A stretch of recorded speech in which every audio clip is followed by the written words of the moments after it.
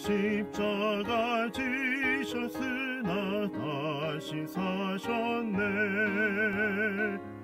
주 안에서 거듭난 우리 기뻐하며 찬양하리. 가슴 속에 넘치는 확신, 우리의 가는 길에 소망 넘치네. 살아계신 주 나의 참된 소망, 두려움이 사라지네. 사랑의 주내 갈 길 인도하니 내 모든 삶의 기쁨 늘 충만하네.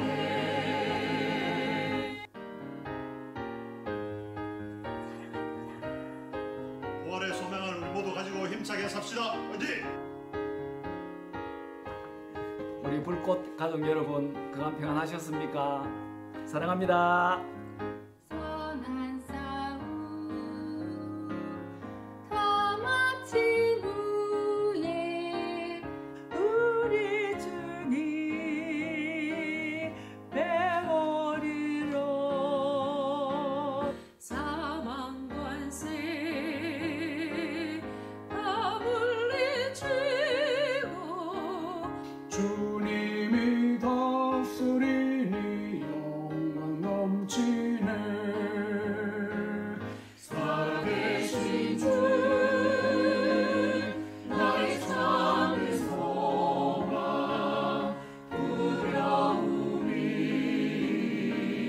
사라지네. 사랑의 주내 갈 길 인도하니 내 모든 삶의 기쁨 늘 충만하네. 아멘. 아멘. 오케이.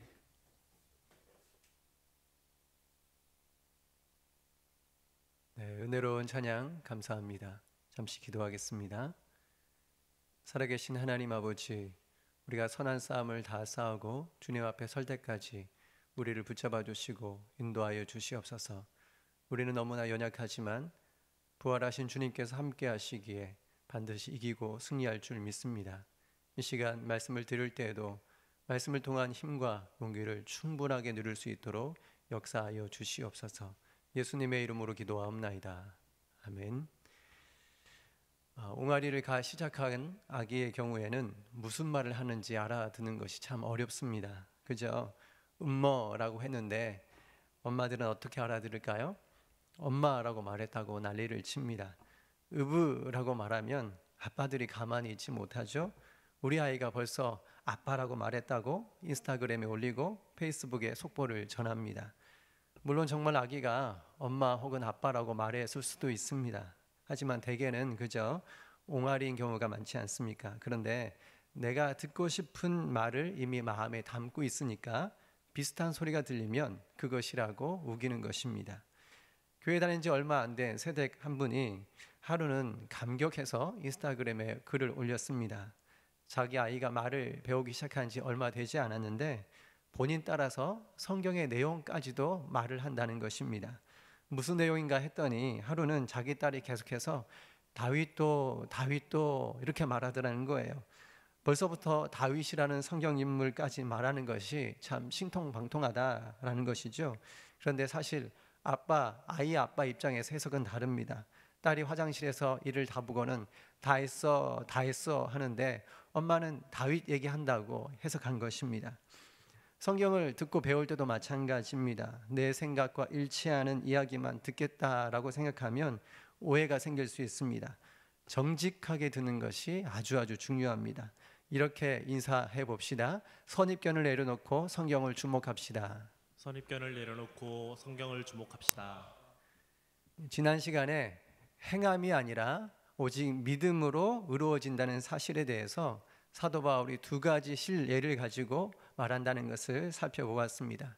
이스라엘을 대표하는 두 사람 아브라함과 다윗의 경우를 통해서 과연 하나님께 의롭다고 여김 받는 것이 인간의 행함에 기인한 것인지 아니면 믿음을 통하여 주어지는 것인지를 설명했습니다. 조선시대를 예로 든다면 조선 왕조 가운데 두 사람을 거론할 때 이렇게 이야기하는 것과 흡사하죠. 먼저 조선을 건국한 태조 이성계를 말하는 것이고요. 두 번째로 많은 왕들이 있지만 가장 존경받는 왕으로 세종대왕을 거론하는 것과 흡사합니다. 마찬가지로 유대인들은 자신의 민족성을 강조할 때 누구를 떠올렸다고요? 아브라함과 다윗입니다. 아브라함은 믿음의 조상이죠. 이스라엘을 시작한 인물, 시조에 해당됩니다. 그리고 다윗은 모든 열왕 가운데 가장 사랑받고 존경받는 왕이었던 것입니다. 지난 시간에는 아브라함의 경우를 살펴보았습니다. 창세기 12장부터 소개되는 내용을 통해서 그가 의롭다고 인정받기까지 행동들을 살펴보았습니다. 그런데 곰곰이 따지고 보면 의롭다고 여김 받기 전에 그가 행동했던 것들은 이스라엘 건국에 도움이 될 만한 것들이 전혀 아니었습니다. 오히려 그와 상반되는 행동들 뿐이었죠. 이것들을 육신적으로 행한 것이다 라고 말할 수 있습니다. 약속의 땅에 머물러야 되는데 조금 기근이 생겼다고 해서 애굽, 이집트로 피신해 버립니다. 또 자기 목숨 하나 부지하기 위해서 아내를 동생이라고 속여서 빼앗기는 장면에서도 아무런 반응을 하지 않습니다. 그런데도 하나님이 그를 의롭다고 여겨주신 것은 그의 행함이 아니라 주님을 신뢰하는 믿음 때문이었다라고 선언했던 것이죠. 지난 주일 설교 제목 같이 한번 읽어볼까요? 시작. 육신으로 믿음으로. 육신으로입니까? 아닙니다. 믿음으로. 생각해 보십시오. 이스라엘의 시조 아브라함의 경우가 이러하다는 설명을 듣고서 유대인들이 어떤 반응을 느꼈을까요? 상당수가 충격을 받았을 게 분명합니다. 이어지는 사도 바울의 설명은 마치 권투 선수의 스트레이트 펀치만큼이나 효과가 있었을 것입니다. 왜냐하면 그토록 위대하다고 생각했던 다윗 왕에 대해서 이야기하고 있기 때문입니다. 유대인들 입장에서 다윗은 그야말로 자랑거리가 한없이 많은 그런 인물이었습니다. 목동 출신인데도 불구하고 왕위에까지 오른 사람이었죠. 지금으로 치면 자수성가한 사람입니다. 부모 덕으로 인해서 유산을 많이 물려받아서 성공한 것이 아닙니다. 오히려 부모에게는 천덕꾸러기 취급을 받았고 많은 상처를 받았던 어린 시절을 보냈습니다. 그런데 어린 나이에도 불구하고 전쟁터에서 아무런 전쟁 무기 없이 그 거대한 골리앗을 물리치지 않습니까? 양을 칠 때 사용했던 물맷돌 그것이 전부였습니다. 평범한 돌멩이 가지고 거대한 장수였던 골리앗을 물리쳤으니 최고의 영웅이라 불릴만 합니다. 뿐만 아니라 사울 왕이 그를 시기하고 질투하지 않습니까? 오랜 시간 동안 피해 다니면서 피신 생활을 합니다. 그런 때에도 다윗은 결코 자신의 군주였던 주군을 배신하거나 살해하지 않습니다. 죽일 수 있는 기회가 왔음에도 불구하고 죽이지 않습니다. 왜냐하면 하나님께서 세우신 왕을 함부로 대할 수 없다라고 생각했기 때문입니다. 이 정도의 마음가짐, 이 정도의 태도만 보아도 훌륭하지 않습니까? 더욱이 사울이 죽은 이후에 자신의 지파 사람들 뿐만 아니라 북쪽 온 이스라엘 지파들 사람까지도 사로잡습니다. 이러한 리더십은 가히 대단하다고 평가할 수 있을 것입니다. 그래서 유대인들의 경우는요, 다윗은 어떤 경우가 있어도 율법을 행함으로 구원받는다라고 말할 만한 자격이 되는 사람이라고 철석같이 믿었습니다. 다윗이 고백한 시편만 봐도 알 수 있다고는 그렇게 말을 했던 것이죠. 들어보십시오. 행위가 온전하여 여호와의 율법을 따라 행하는 자들은 복이 있음이요. 시편 119편은 다윗의 시라고 명시되어 있지 않습니다. 그러나 6구절에 걸쳐서 다윗의 인생 가운데 있었던 일들이 묘사되고 있습니다. 그래서 많은 사람들이 시편 119편은 분명히 다윗이 지은 시일 것이다 라고 생각했던 것입니다. 자, 그러면 다윗은 어떤 사람이 복이 있다라고 말하고 있습니까? 행위가 온전하여서 여호와의 율법을 따라 행하는 사람. 쉽게 말하면 율법을 행함으로 구원받는 사람이 복이 있노라 라고 고백하는 것으로 그렇게 여겨지지 않겠습니까? 그러므로 다윗을 예로 들어서 설명한다면 사도 바울 선생님, 당신 큰 실수하는 겁니다. 당신의 논리가 말이 안 되는 거예요. 이렇게 반박할 수 있는 생각을 가지고 있었던 것이죠. 행위가 온전하여 여호와의 율법을 따라 행하는 사람, 그가 복이 있다고 말했던 다윗이 어떻게 행함이 아니라 믿음으로 구원 얻는 실제적인 예가 될 수 있는가? 말이 안 된다라는 것이죠. 그런데 언제나 잊지 말아야 할 것은 성경 원어의 표현이 어떠한지, 그리고 문맥 가운데 어떤 메시지를 전하고 있는지를 놓치지 말아야 합니다. 먼저 원어를 살펴보면 이렇습니다. 시편 119편 1절의 내용 가운데 행위라고 번역된 이 단어는 정확하게 말하면 행위라는 단어를 찾아볼 수가 없습니다. 1절에 행위라고 번역하고 있는 이 단어를 직역하면 길에 해당됩니다. 그래서 길을 걷다, 길을 걸어가는 사람을 의미합니다. 그리고 이어지는 후반절에서 여호와의 율법을 따라 행하는 자들이라고 표현될 때도 마찬가지입니다. 여호와의 율법을 따라 행한다라고 할 때 이 행하다는 것은 행하다는 개념이 아니라 이것은 의역이에요. 완전한 의역이에요. 직역하면 여호와의 율법을 따라 걸어가는 사람들, 여기에 해당됩니다. 그러니까 정리해서 직역을 하면 이렇게 번역할 수 있습니다. 같이 한번 읽어볼까요? 시작. 복이 있습니다. 길을 올바로 걸어가는 자들, 즉 여호와의 율법을 따라 걸어가는 자들에게. 뭐가 다른지 큰 차이 없네요, 이렇게 생각할 수도 있습니다만 잘 들어보십시오. 사람이요, 고정화된다는 것이 참 무섭습니다. 자신이 생각하고 있는 틀에서 벗어나지 못하면 아무리 많이 들어도, 아무리 많이 여러 번 생각을 해도 이미 자신이 만들어 놓은 틀에서 벗어나지 못하는 것입니다. 여러분, 유대인들이 이 시편 119편을 얼마나 많이 반복해서 읽었겠습니까? 얼마나 많이 묵상했겠습니까? 그런데도 불구하고 걷다라는 동사를 모두 다 행하다라는 개념으로 이해했던 것입니다. 이게 별 차이가 아닌 것 같은데 엄청나게 중요한 차이를 유발합니다. 여러분, 길을 따라 걷는 것은요, 없던 길을 만들어내는 것이 아닙니다. 다시 한번요. 길을 따라 걷는 것은 없던 길을 만들어낸 것이 아니에요. 이미 있는 길을 따라 걸어가는 것입니다. 반면에 행한다라는 것은요, 어떠한 결과를 만들어내기 위해서 자신의 힘으로 없던 길을 만들어내는 걸 의미합니다. 그러니까 시편 119편이 말하는 복 있는 사람은 구원을 위해서 자신이 뭔가를 만들어내고 업적을 세우는 사람이 아니라 오히려 하나님의 말씀을 통해서 보여주시고 제시하는 구원의 그 길, 그 길만이 구원을 향한 길인 줄 알아서 신뢰하는 사람이라는 뜻입니다. 여러분, 이 대목에서 곧장 떠올릴 수 있는 신약 성경의 한 구절이 있지 않겠습니까? 함께 읽어봅시다. 시작. 예수께서 이르시되 내가 곧 길이요 진리요 생명이니 나로 말미암지 않고는 아버지께로 올 자가 없느니라. 예수님은요, 다윗이 바라보고 따랐던 바로 그 길에 해당되십니다. 유일한 진리가 되시고 참 생명이 되십니다. 그러하기에 다윗도 장차 오실 메시아, 즉 예수님을 멀리서나마 희미하게 바라보는 믿음, 이 믿음을 가지고 살았다는 것입니다. 여러분, 어떤 말씀을 이해할 때 원어를 살피는 것과 더불어 한 가지 더 살펴야 할 것이 무엇이라고 했습니까? 문맥을 살피는 것입니다. 시편 119편은요 모두 8문단으로 되어 있는 아주 긴 시입니다. 그 가운데 1절부터 16절까지가 첫 번째 문단, 첫 번째 연에 해당됩니다. 이 첫 번째 문단의 주제가 있어요.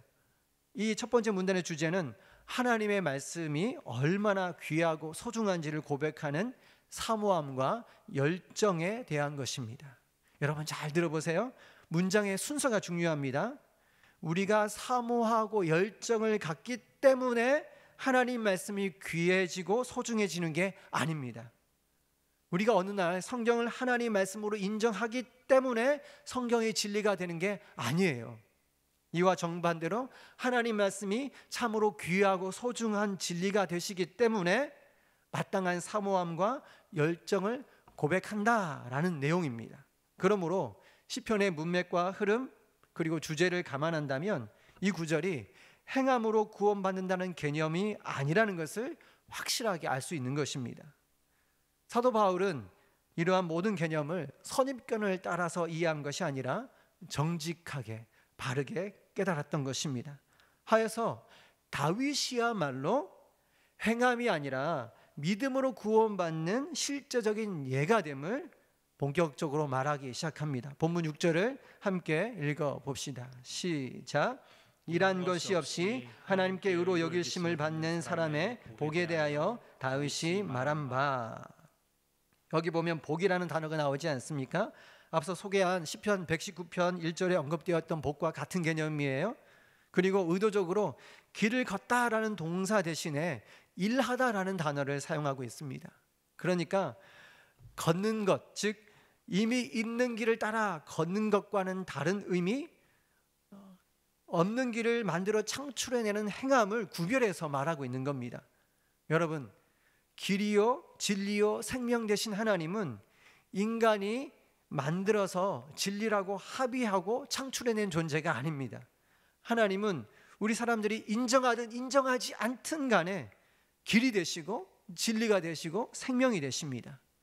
예수라고 하는 길을 우리에게 보여주시고 그 길을 걸으면 된다라고 하십니다. 하여 이것을 일함, 즉 행함이 없이 하나님께 의로움을 얻는 것이다 라고 설명하고 있는 것이죠.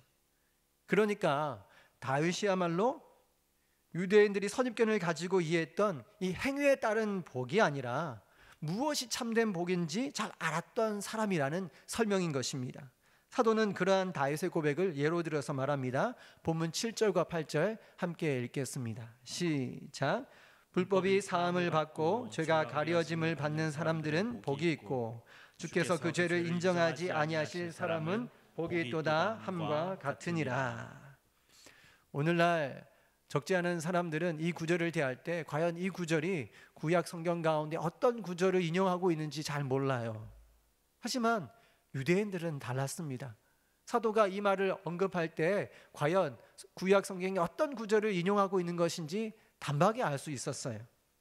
이것은 다름 아닌 시편 32편의 말씀이었기 때문입니다. 들어보십시오. 허물의 사함을 받고 자신의 죄가 가려진 자는 복이 있도다. 마음에 간사함이 없고 여호와께 정죄를 당하지 아니하는 자는 복이 있도다. 여기 보면 복이 있도다라는 표현이 몇 번 나오고 있습니까?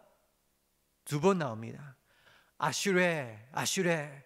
복이 있다는 말을 연거푸 2번 말합니다. 이건 밋밋하게 말하는 게 아니에요. 감격하고 있다는 거예요. 감격하며 기뻐하고 감사하고 있다는 거예요. 그런데 그렇게 복이 있는 사람이 과연 어떤 사람이라고 고백하고 있습니까? 허물의 사함을 받은 사람. 여기에서 허물이라고 번역된 단어는요, 반역 혹은 거역을 뜻합니다. 반역 혹은 거역. 누구에게 반역하고 거역한 것일까요? 하나님께 반역한 것입니다. 무엇이요? 죄를 행한 것이. 그래서 이어서 풀어서 말합니다. 죄가 가려진 자는 복이 있다. 하나님께 반역을 행했음에도 불구하고 그것이 가려짐을 받은 사람이 복이 있다고 말합니다. 다윗은 율법이나 어떤 조건을 완벽하게 채웠기 때문에 행복하다고 말하지 않습니다. 오히려 죄가 있습니다. 자기 자신이 압니다. 그런데도 죄가 가려진 자가 복이 있다라고 말합니다. 여기서 가려졌다라는 것은 신약의 용어로 설명한다면 죄가 없다고 간주되다, 여김받다, 칭의된 자가 복이 있다라는 것입니다. 생각해 보십시오. 여러분, 우리가 죄를 지으면 죄를 지었다는 사실을 그 자체가 사라질까요? 그렇지 않습니다. 그 누구보다 우리 자신이 잘 알지 않습니까? 그런데 하나님이 죄가 없는 것처럼 여겨주십니다. 어떻게 해요? 뭔가로 덮어주시는 거예요. 마치 깨끗한 세마포 천으로 덮어서 보이지 않게 하는 것과 흡사합니다. 그런데 질문해 보겠습니다. 하얀 세마포로 덮으면 그 밑에 있는 죄가 희미하게나 보이지 않겠습니까? 그러니 붉은색의 무언가로 덮는 겁니다. 그러면 죄의 흔적, 죄의 기억이 우리 안에 남아있긴 하지만 하나도 보이지 않는 것처럼 여김받는 것입니다. 하여 하나님과 다시 교제할 수 있는 거예요. 하나님과 교제할 수 있는 것보다 복된 것은 없거든요. 그래서 아슈레 복이 있다라고 말하고 있는 것입니다. 마음에 간사함이 없다라는 표현도 마찬가지입니다. 여기 간사함이라고 번역된 단어도 직역하면요, 배반 혹은 반역을 의미합니다. 배반, 반역. 배반하에서 텅 비어있는 상태를 뜻하는 것이죠. 여러분, 왜 이렇게 배반 혹은 반역이라는 단어를 계속해서 사용하는 것일까요? 이유가 있습니다. 같이 한번 읽어봅시다. 시작. 죄란 단순하게 타인에게 해를 끼치는 정도의 것이 아니라 우리 인생의 창조주요 왕이신 하나님을 배반하고 반역하는 것이기 때문입니다. 우리의 창조주요 왕이신 하나님을 배반하고 반역하는 것이기 때문입니다. 여러분, 다윗은요, 왕정시대의 사람이지 않습니까? 그리고 왕을 배반한 사람은 결코 살아남지 못한다는 것을 너무나 잘 알고 있었습니다. 그런데 죄가 무엇인지를 안 거예요. 온 우주의 왕이신 하나님을 배반한 것, 이게 죄라는 걸 안 겁니다. 그러니 어찌 살아남을 수 있겠습니까? 온 우주의 왕이신 하나님을 피해 어디로 도망갈 수 있겠습니까? 어떻게 다시금 하나님의 얼굴을 쳐다볼 수 있겠습니까? 그런데도 하나님이 마치 아무런 배신을 하지 않았던 것처럼 여겨주시고 용서해 주신다. 그러면 이런 대우를 받는 사람보다 더 큰 복을 받는 사람이 어디 있어?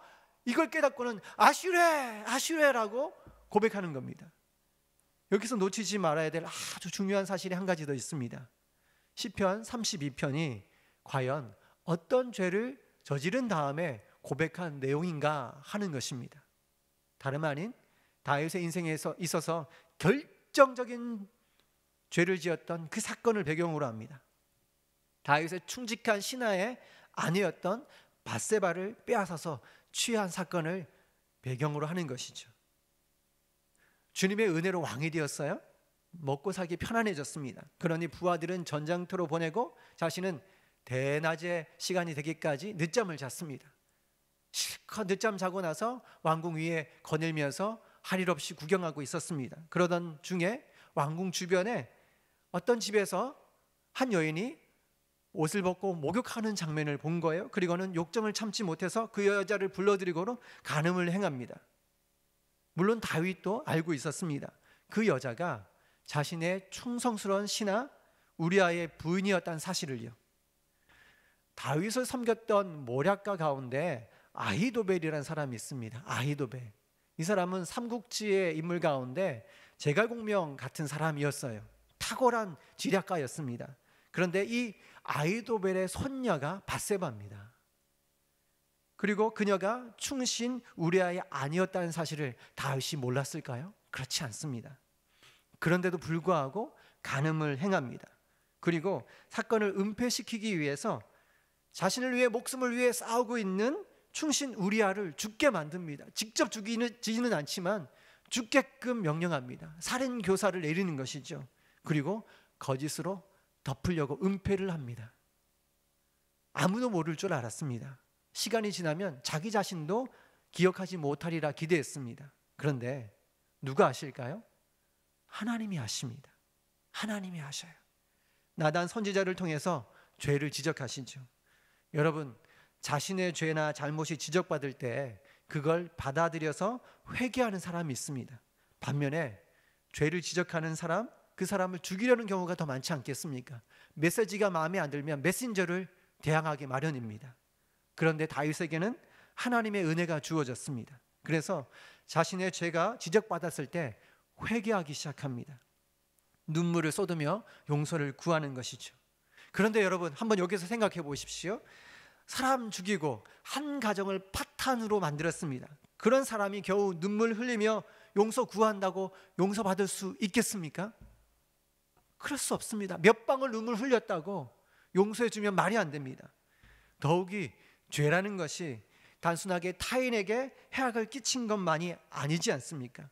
모든 죄는 온 우주의 왕이신 하나님을 반역하는 것이고 배반하는 것입니다. 그러니 이보다 더 큰 문제가 없는 것이죠. 이러한 다윗이 행함으로 구원받는다라고 말할 수 있을까요? 평생의 시간이 흘러도 이 사건을 결코 잊지 못할 것입니다. 그런데 하나님이 자신을 죄가 없는 것처럼 여겨주시고 찾아와 주십니다. 회개의 눈물 때문에 용서받은 것이 아닙니다. 회개는 최소한의 예의에 지나지 않습니다. 오직 은혜인 것이죠. 하나님의 은혜 외에는 설명할 길이 없습니다. 만약에 어떤 사람이 다윗에게 당신 죄 용서받았어, 괜찮아, 위로받으면 살아 라고 말했다면 여전히 믿지 못했을 겁니다. 왜냐하면 사람은요, 용서해 준다라고 말해놓고도 여전히 그것을 잊지 못하고 마음에 품는 경우가 많지 않습니까? 그런데 하나님이라면 다르지 않습니까? 전능하신 하나님이 죄로 인해서 반역했어요? 배반했음에도 불구하고 마치 죄가 없는 것처럼 간주하고 여겨주신다. 하나님이라면 하실 수 있는 거예요. 이걸 깨달았기 때문에 다윗은 믿음을 통한 감사를 고백할 수밖에 없는 것입니다. 그래서 밋밋하게 말하지 않아요. 아슈레 복이 있습니다, 복이 있습니다, 감격해서 말하는 것입니다. 이와 같은 사실을 사도 바울은 아주 구체적으로 말합니다. 본문 7절과 8절 다시 한번 읽어봅시다. 시작. 불법이 사함을 받고 죄가 가려짐을 받는 사람들은 복이 있고 주께서 그 죄를 인정하지 아니하실 사람은 복이 있도다 함과 같으니라. 여러분, 그렇습니다. 우리가 얼마나 착한 일로 보상했는지, 혹은 얼마나 닭똥 같은 눈물을 뚝뚝 흘리며 반성했는지, 그 여부에 인해서 죄가 용서받는 것이 아닙니다. 물론 우리 자신이 기억하죠. 내가 어떤 죄인인지, 어떤 행동을 했는지 우리가 다 압니다. 행동으로 지은 죄뿐만 아니라 마음과 생각으로 지었던 죄까지 기억하고 다 털어놓게 된다면 우리는 온 우주의 왕이신 하나님을 반역한 존재, 참으로 배반한 존재임에 틀림없지 않습니까? 그런데 한 가지 방법을 주님 말씀하셔요. 주님의 말씀을 믿을 때 용서가 주어진다는 것입니다. 죄를 용서하신 하나님의 방식, 즉 예수의 복음을 통해서 우리를 죄가 없는 것처럼 여겨주시고 의롭다라고 선언해 주시는 것입니다. 그러니 이것을 믿는 자가 복이 있는 것입니다. 이러한 사실은 마치 죄로 인해서 우리의 옷이 온갖 더러움으로 오염되었음에도 불구하고 그 위에 예수의 옷을 덧입는 것과 마찬가지입니다. 말씀을 같이 한번 읽어봅시다. 시작. 누구든지 그리스도와 합하기 위하여 세례를 받은 자는 그리스도로 옷 입었느니라. 여러분, 예수님을 믿는다는 것은 그리스도로 옷 입는 것을 의미합니다. 그래서 여전히 나 자신에게는 죄가 기억이 남아요? 더러움이 남아 보입니다. 그런데 그리스도의 보혈로, 즉 주홍빛 같은 주님의 십자가 보혈로 채워진 그리스도의 옷으로 입는 거예요. 그러면 더 이상 어떤 죄도 드러나지 않고 죄 없는 사람으로 여김받고 간주되는 것입니다. 사랑하는 주님의 양떼 여러분, 주님께서 우리를 위해 십자가에 죽으심으로 우리의 모든 죄를 덮어주셨다는 사실을 확실하게 믿을 수 있기를 바랍니다. 그리스도를 믿는 자는 그리스도로 옷 입는 것입니다. 단순하게 예수님 믿어요 라고 말하는 정도로서는 충분하지 않습니다. 이 사실을 뼛속 깊이 깨달아서 아슈레 이것보다 복된 건 없습니다. 나에게 수십억이 생기는 것보다, 내가 평생 놀고 먹어도 되는 환경이 주어지는 것보다, 코로나19가 사라지는 것보다 더 복된 것은 하나님의 용서를 받는 것입니다. 아슈레라고 말할 수 있어야 참 믿음을 경험하고 누리는 것입니다. 만약에 오늘 말씀을 들음에도 불구하고 계속해서 죄가 떠오르고 죄책감 가운데 잠시게 된다면 어떻게 해야 될까요? 오늘 설교의 제목을 마음에 새길 수 있길 바랍니다. 다윗도, 한번 따라해 보십시오. 다윗도 오직 은혜로 용서받았다면 주님께서 나도 용서해 주시지 않겠습니까? 충신을 죽이고 그 아내를 빼앗아 갔던 다윗도 용서해 주셨다면 나의 흉악한 마음, 나의 생각까지도 용서해 주시지 않으시겠습니까? 다윗의 죄도 보혈로 덮어서 보이지 않게 되었다고 한다면 내가 지은 끔찍한 죄악들도 완전히 덮어주시지 않으시겠습니까? 물론 이러한 깨달음이 악용되는 것은 옳지 않습니다.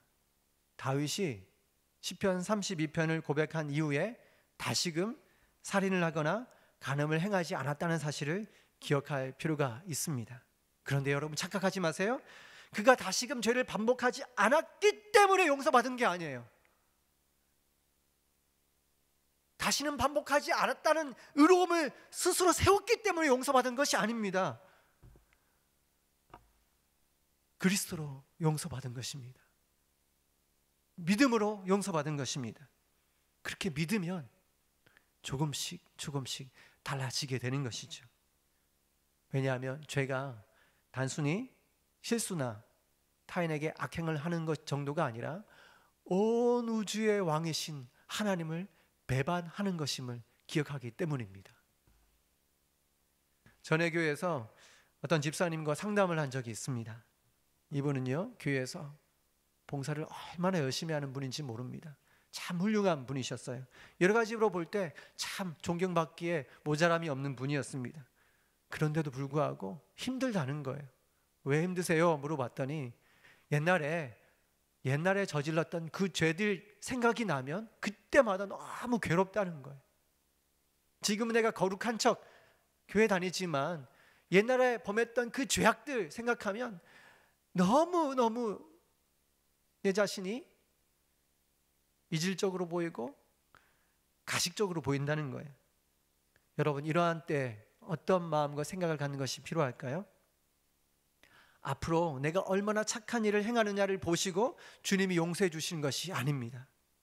얼마나 훌륭하고 고매한 삶을 살았는지를 보시고 죄 없다, 의롭다라고 평가해 주시는 것이 아닙니다. 하나님은 완벽한 대가를 지불하셨습니다. 온 세계, 아니 온 우주에서 가장 고귀하고 가치 있는 당신의 아들 예수님을 십자가에 내어주셨습니다. 값을 완벽하게 지불하셨습니다. 이제 우리는 예수의 복음 때문에 그것을 믿음으로 말미암아 죄에서, 죄책감에서 자유로워질 수 있게 된 것입니다. 주님이 충분하게 값을 지불하신 것이죠.